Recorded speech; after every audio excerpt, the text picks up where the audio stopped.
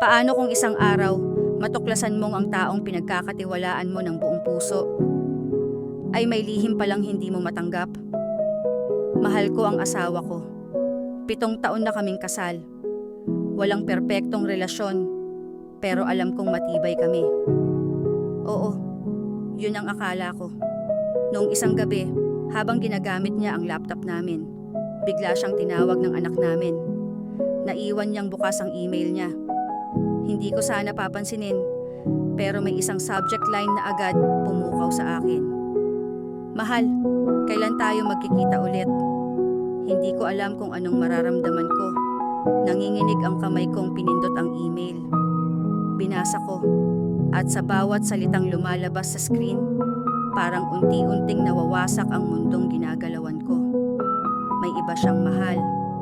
At hindi lang ito simpleng pagtataksil. May relasyon na pala silang matagal nang tinatago. Pinilit kong intindihin. Baka naman hindi ganoon. Baka mali lang ang intindi ko. Pero hindi.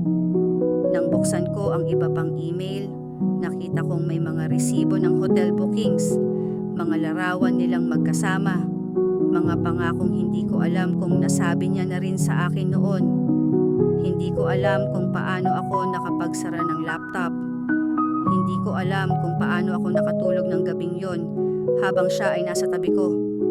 Hindi alam na alam ko na ang totoo. At ngayon, heto ako. Hindi ko alam kung paano magsisimula. Magtatanong ba ako? Magpapanggap na walang alam? O lilisanin ko na lang siya?